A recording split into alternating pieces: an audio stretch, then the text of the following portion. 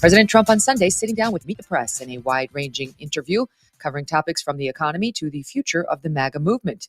Mr. Trump giving the clearest response to date about running for a third term. Are you seriously considering a third term, Mr. President, even though it's prohibited by the Constitution? Or is this about staying politically viable? I will say this.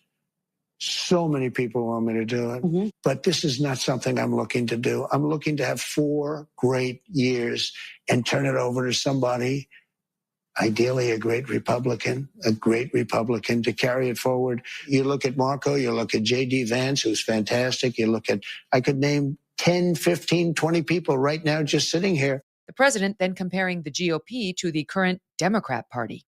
And you know what I can't name? I can't name one Democrat. I mean, I look at the Democrats, they're in total disarray. They have a new person named Crockett. I watched her speak the other day. She's definitely a low IQ person. And they said, she's the future of the party. I said, you have to be kidding. I don't know what they're going to do. But I watched Bernie Sanders. He's a nut job, but he's still sharp. He's sharp as he's the same guy he was.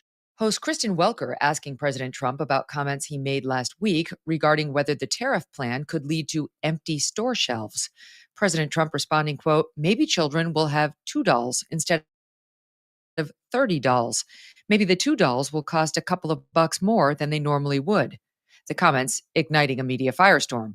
If I wake up on Christmas morning and I run downstairs to find only $2 under my tree, I will lose my effing mind.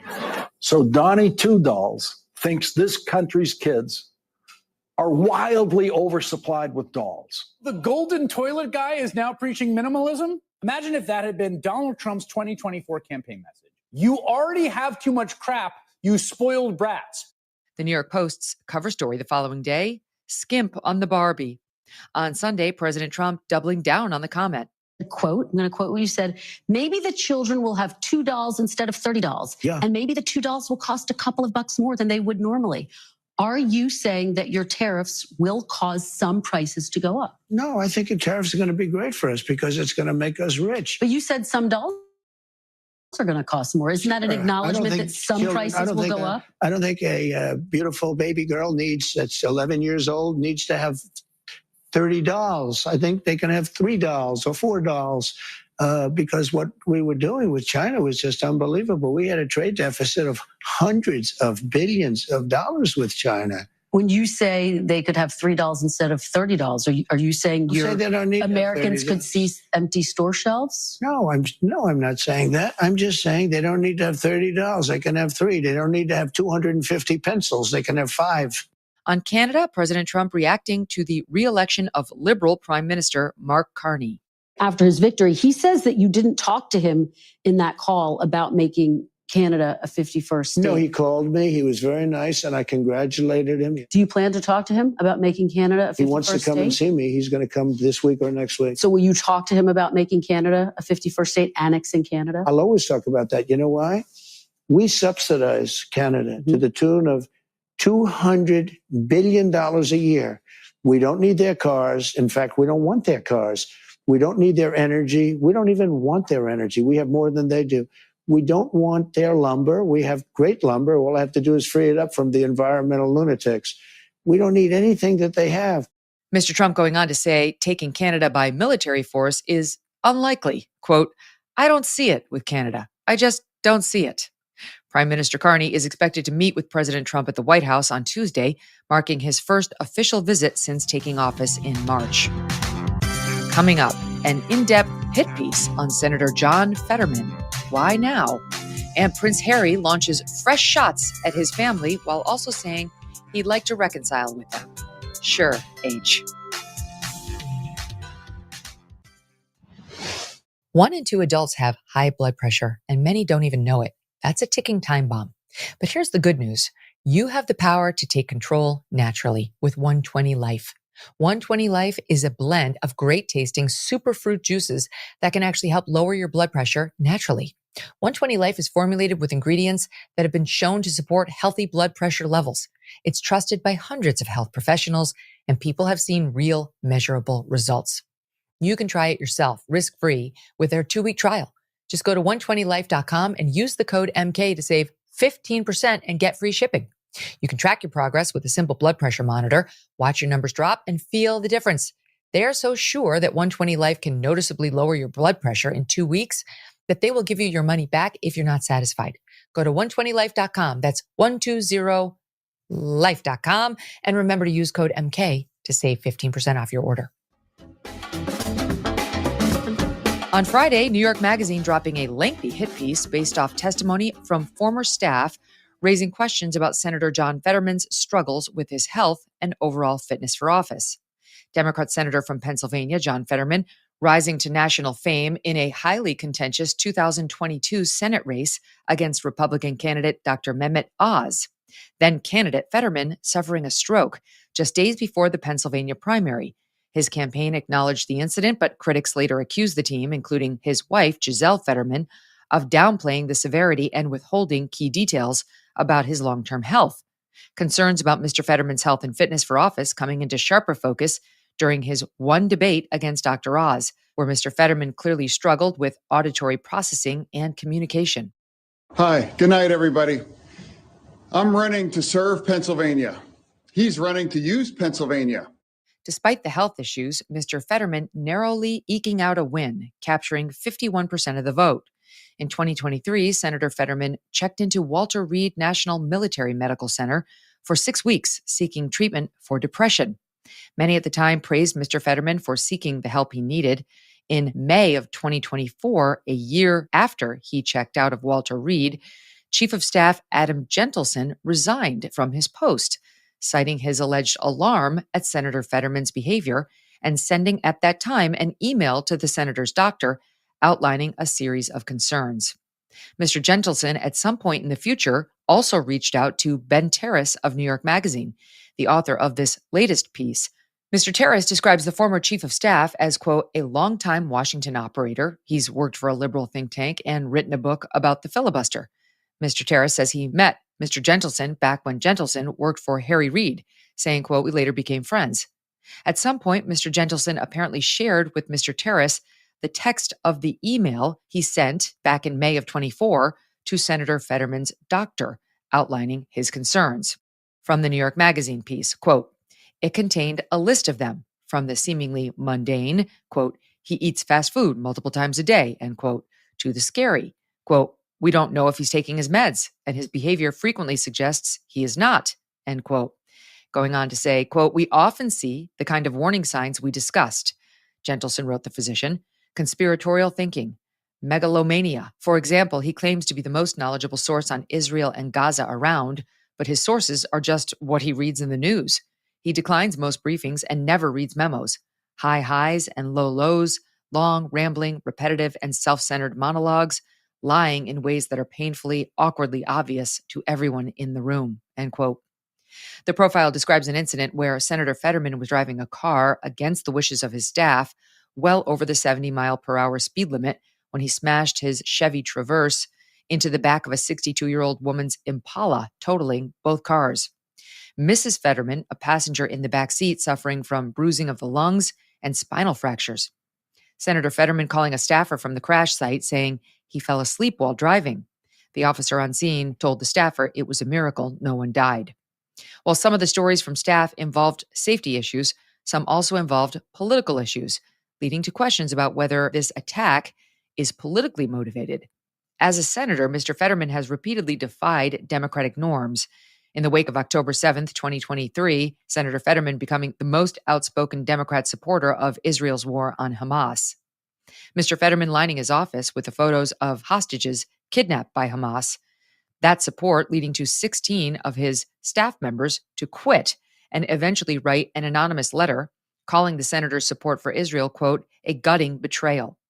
Washington Examiner reporter Selena Zito, who has been following Senator Fetterman for a long time, arguing on Fox his Senate staff does not understand his politics. But I think that these staffers didn't have a fundamental understanding of who John Fetterman was before he had his stroke and was recovering from that and his depression.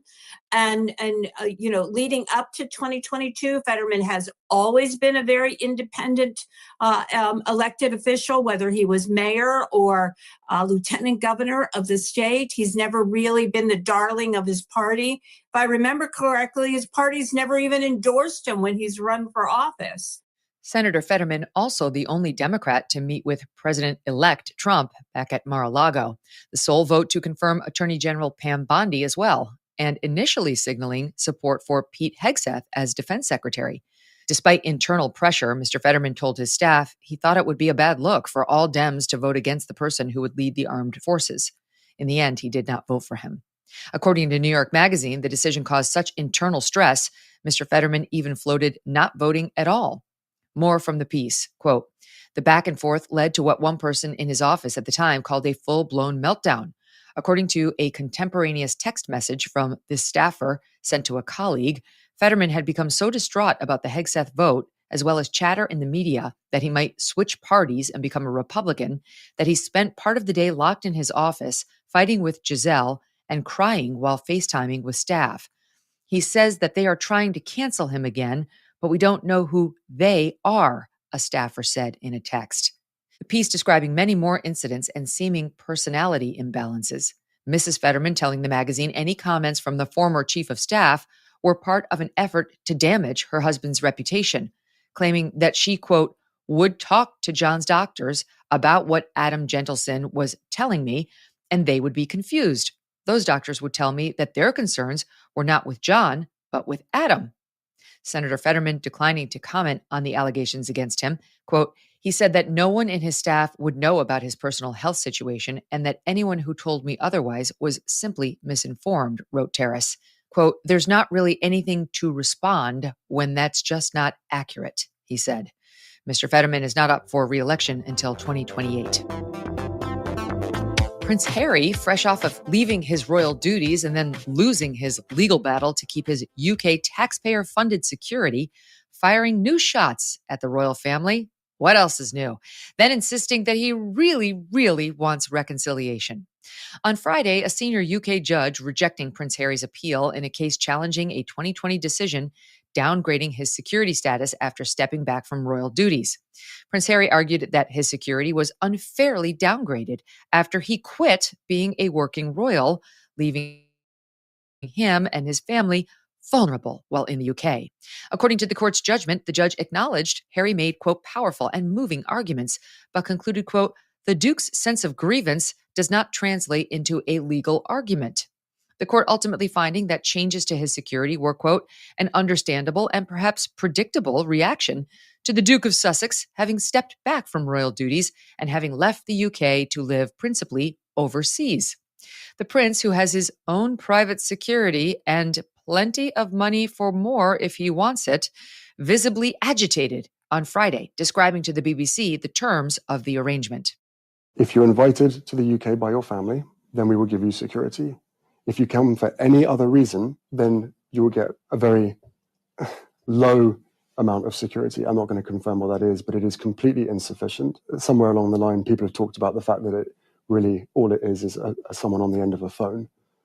So, no matter how much private security I have around me, there's only so much that I can do and operate and function within the UK when it comes to supporting my charities, visiting my friends, all of these things. I've been treated very, very, very differently. The prince then saying the security arrangement was effectively a form of blackmail, meant to pressure him into staying in the royal family. And it makes me really, really sad that we're sitting here today, 5 years later, where a decision that was made, most likely, in fact, I know, to keep us under the roof. But then once we realized that wasn't going to work, once they realized that, myself, my wife, and our kids are happier outside of the institution, then please just look at the facts, look at the risks, look at the threat, look at the impact that if anything was to happen to me, my wife, or my father's grandchildren, if anything was to happen to them, look where the responsibility lies. There's a duty of care that has been completely thrown out the window.